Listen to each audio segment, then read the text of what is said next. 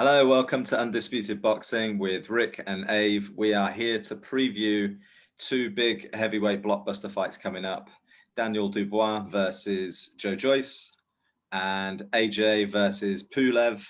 The calendar for boxing is completely stacked, thick and fast. Yeah, I'm so pumped between now and the end of the year. We've got some great fights coming up. What are you drinking, by the way? Beer, Coors Light. Afternoon beer. Nice. I'm on Red me, yeah. Late afternoon. You're on your midnight wine in Singapore. I am, yeah. So it's yeah, a little bit more justified. All right, cool. Let's get into it then. So Dubois versus Joyce. Talk me through it, Rick. How do you see this one going?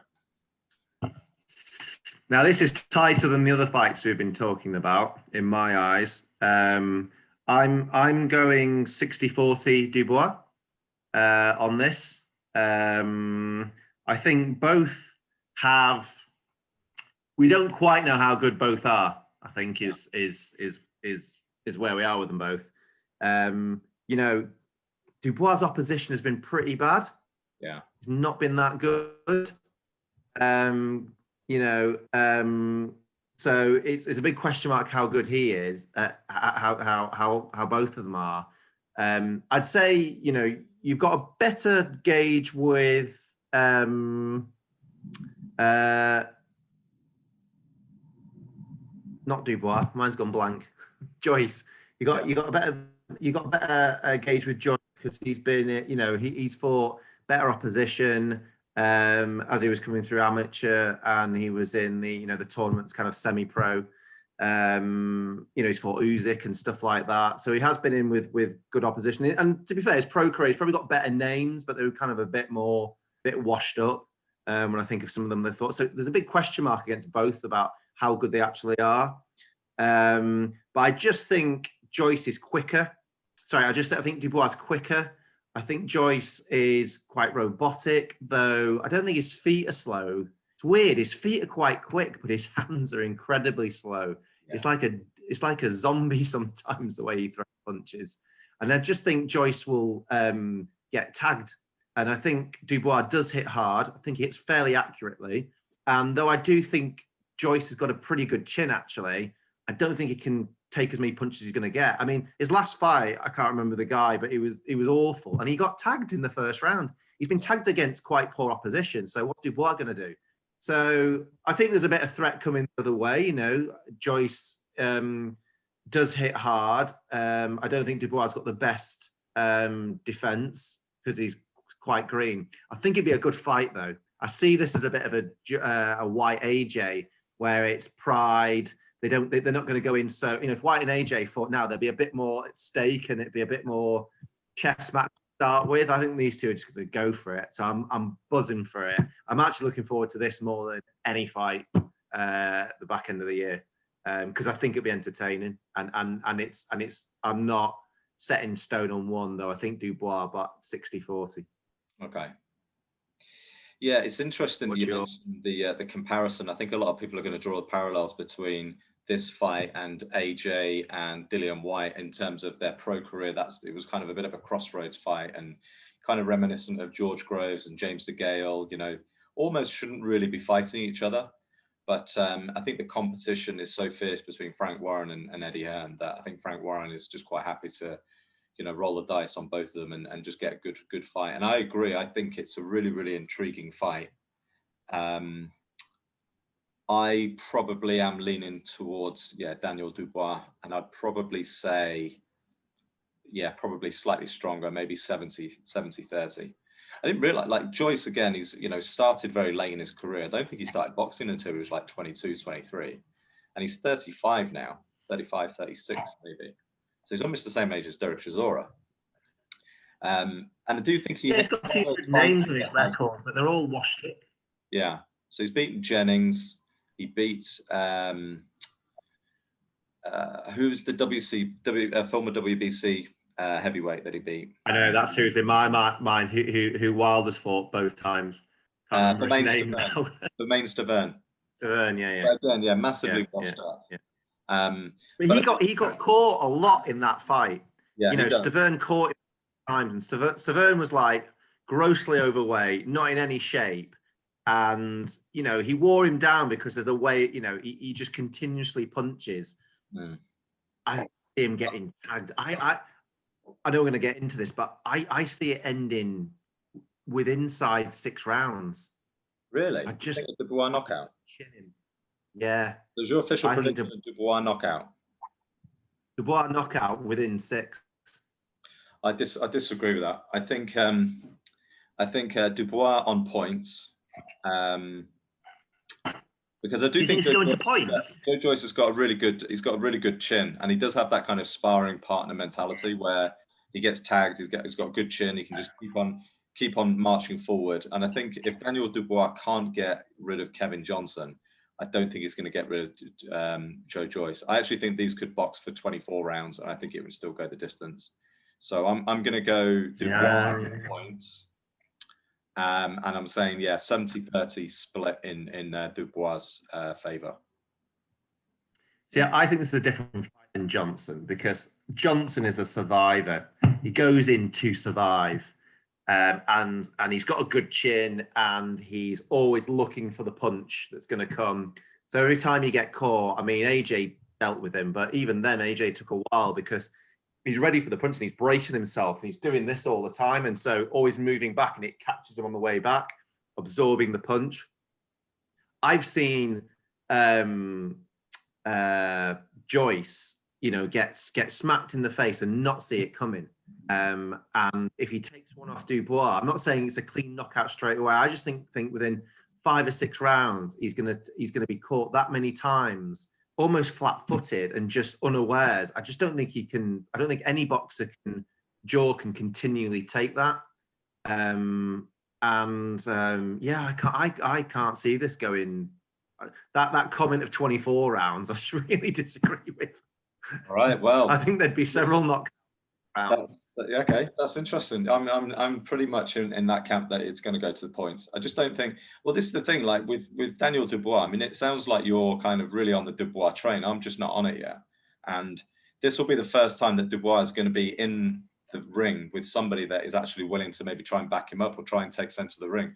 Because everybody else that he's fought has been, you know, the backs hit the ropes and they're just, I just there's so many questions. The thing is, I wouldn't even say I'm on the Dubois train. I think I'm on the knockout train, because I'm saying 60-40. Because I know that even though he's robotic, I know that Joyce hits quite hard as well. And we don't really know how good Dubois' chin is. I think there's a bigger question mark on Dubois' chin than there is on Joyce's. Yeah. But I just can't see Dubois, Dubois not landing on that chin several times, in a few rounds. But that's why it's so intriguing, because I think they could both go hell for leather. He's just so slow. He's just so slow. And some of the that last guy, God knows what his name was, he caught him a few times. Yeah. I'm just like, if that's Dubois. One thing I've noticed though about Dubois, he's getting bigger. Because he was a big lad when he turned pro at like 19, 20. He's now 22. He's filling out. I do wonder if he's going to naturally get a bit too big and slow down himself. You know, I thought his last performance, he looked a bit, not sharp and slow. That might be the ring rust. You got to give everyone a bit of, thing because of that. But yeah, I'm not on the Dubois train. I'm on the knockout train for these two. Definitely. Either way, I think I agree with you. I'm really looking forward to the fight, but I think, go on. I'm 90% sure there's a knockout. I'm 90-10 on a knockout win. I can't see it. But I think it'd be a good. It's a very intriguing fight. I'm not that excited about watching the press conference or interviews, because I do think that they're not particularly the best at selling the fight. Well. Sam, is it Sam Johnson? Is trained? Is Joe Jones his manager? Him and Warren will be entertaining, but I do find Sam Jones hard to watch. Yeah. To be honest, sometimes. Bricktop's always, Bricktop, isn't he? So, but yeah, you're right. The the fight in the ring will be entertaining, Yeah. no doubt. So yeah, and to be fair, shout out, fair play. It's not pay-per-view because you know, I think BT put their hands in their pocket for this. And fair play, because there's a lot of pay-per-view floating around, and that was meant to be, and they found a way for it not to be. Yeah. Bricktop going about it's for the fans, but really it's because they know it won't really do as well considering what's around them, because Fury's meant to be a pay-per-view as well. Yeah, probably not. But I do think, you know, Frank Warren, he knows how to develop fighters. And I think there's one thing he's actually very, very good at. He gets a lot of stick from boxing fans, but he is very good at like developing fighters. And I do think this is the perfect fight for Dubois at this stage in his career. So yeah, and whoever wins this is going to be in front of a lot of eyes, because I think it's on ESPN as well. Okay, a certain time in the day over there, but it'll be getting eyes, and it should be a good fight. And you know, whoever wins will probably be in a pay-per-view fight next. Yeah. So yeah, you know, cool. All right, so that's that one done. Next one, Anthony Joshua against Kubrat Pulev. Of course, we were supposed to have this fight, I think, was it 3 years ago? And as an IBF mandatory, and then he pulled out with an injury. Carlos Takam stepped in and got stopped in a fairly routine, you know, sort of knockout win. I think it was like the 9th round. It got stopped by the referee, somewhat controversially. And you know, a lot of people I think are looking at this, and everybody's talking about Fury next year. And you know, I don't think you can overlook this fight. A lot of people do forget how good and accomplished Kubrat Pulev is at 39. He probably has seen better days, but he does still only have, you know, one loss on his record in his career, and that was to Klitschko. So, you know, I think this is a tough fight and a very good test. And almost, I mean, with the amount of time that he's had out of the ring, it's actually probably not a bad fight to go into now before he does go into potentially a Fury or a Usyk next year. I'd like to see him bulk up a little bit more and try and get some of that strength back that he, I think, lost a little bit for the Ruiz rematch. I think him being a little bit lighter and boxing a little bit more in that second fight with Ruiz suited him for that fight. But I think for this one, I'd actually like to see him maybe put on maybe another stone and really get some of that strength. And it would be great to see, you know, a destructive performance and potentially a knockout. I think stone's too heavy. You don't want him at 18. So you don't want him at, I wouldn't want him at 17, 13. I think, you know, you want it, for me anyway, it's probably half a stone. It's around the 17.4, 17.5. I think anything above that, Joshua is a bit too, he gets a bit too thingy. You know, he was in his 18s when he fought Takam, and I don't think that was the best weight for him. So I'd like to see him coming at 17.3, 17.4, something like that. But around the Parker thing, bit of speed, but got bit of the power. I agree in a sense as well. It's a good fight, ready for Fury, as good as you're going to get. It's going to be a technical fight to start with, anyway. Battle of the jabs to some degree, and obviously there's no one you can. You know, I'm not comparing Pulev to Fury, because there's no one that can quite move like Fury. Or there's no one you can prepare, no one you can fight to prepare you for Fury. But it's a technical fight, and there'll be, you know, a battle of the jab to some degree. So what's your percentage? And where are you leaning? I'd probably go 75-25 in favor of AJ, and I'm going to go for a late knockout, probably round 10 or 11. I think he'll either stop him or he'll maybe quit on a stool. I'm going 80-20, and I think I'm only giving it 8, and I would have probably given it more than 80, but there's been a long layoff, and I think there's him in under 6. Really? Yeah. I think part of me thinks he'll start off easy, and he'll get into a bit of a boxing thing with him. I just think he'll he'll close the gap after a few rounds, and I think once he gets into his engine room, it won't go on long.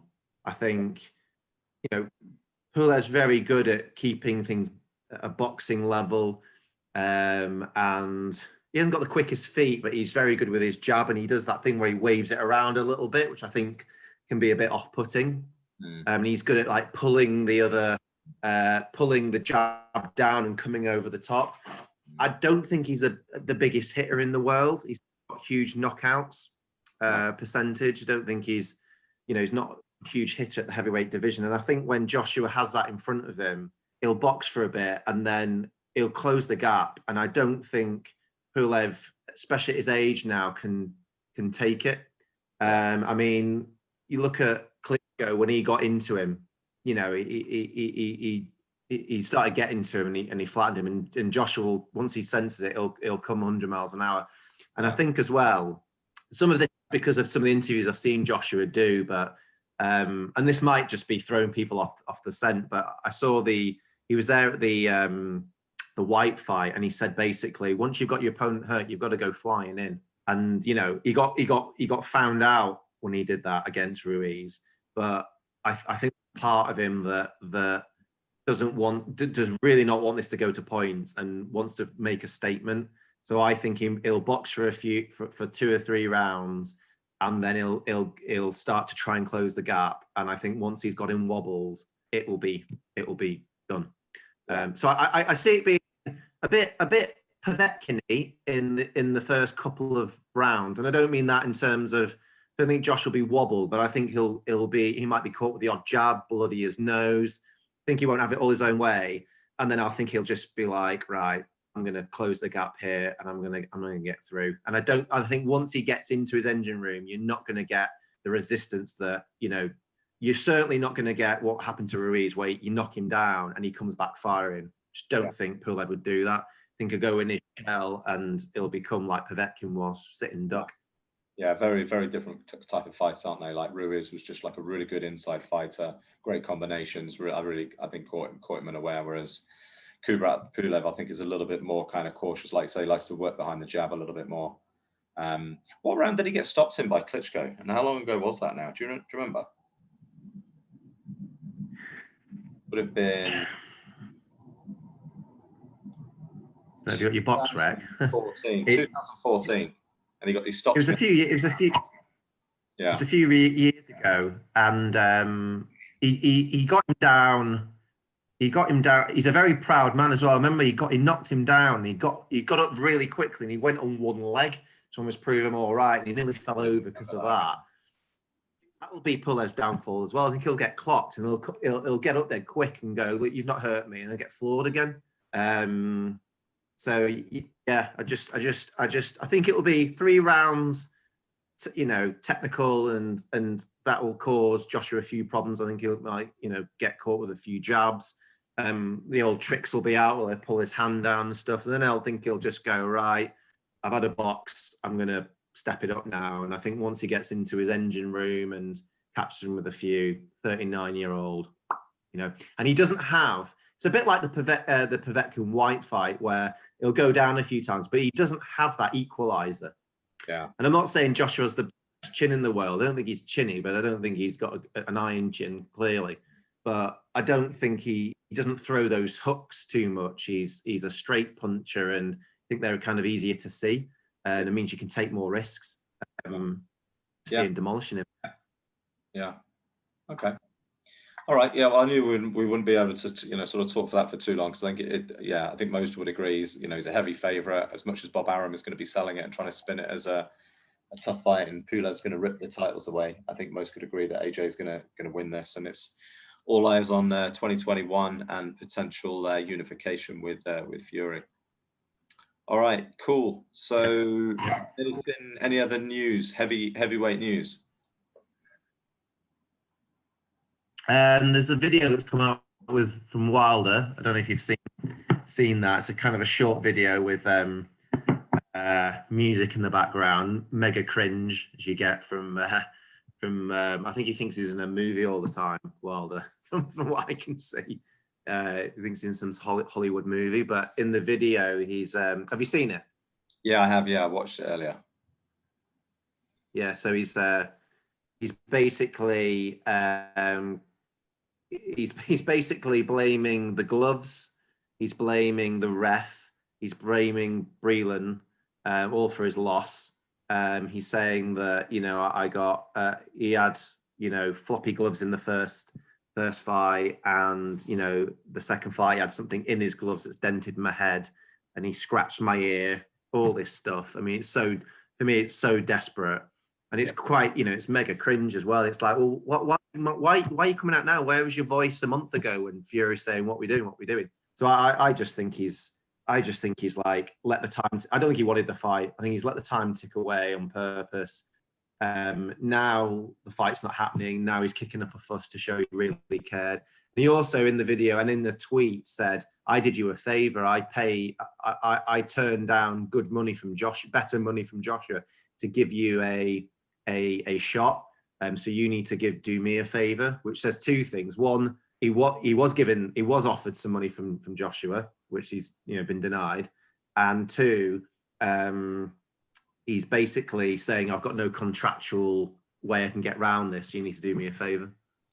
So yeah, I just found it desperate, cringe, and I don't know, you know, the truth will come out at some point, but I just think he's gone, "I don't fancy it. We can't go out and say that. We need to just let it run the contract run out, come up with some excuse, and then I'll blame him for something." How do you see it? Or? Well, I think it's safe to say he's out of the picture now for good. I can't see a way back for him, really. I think if he'd have taken that third fight with Fury and given a better account of himself, then, you know, he's still got kind of a future. He's still a contender, and he can maybe work his way back at one of the other governing bodies. But yeah, it's just the way he's handled the loss. I mean, how many excuses have you seen now? I mean, you reeled off all those excuses, so you forgot the costume on, which is probably the best of all.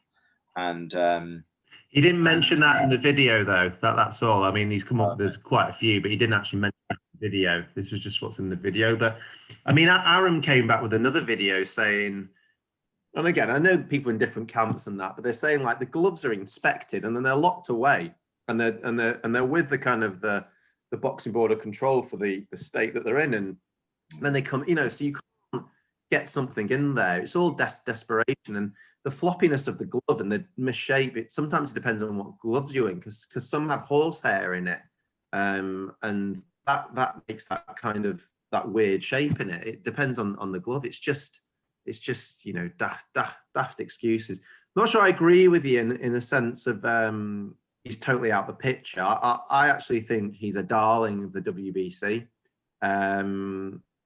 Maurizio was hugging him at the end of that fight. I've never seen him do that, so I think he's a bit of a darling of the WBC.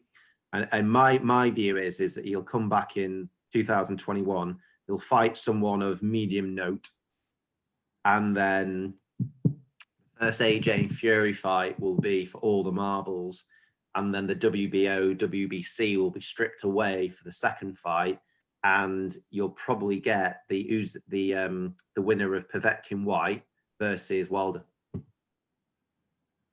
I think that's his road back. What, next year? Yeah.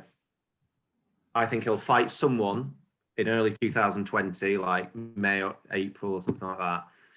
Well, around the time the first fight's going on with Wilder Fury, it will be probably not a great opponent, and he'll be like probably number 2.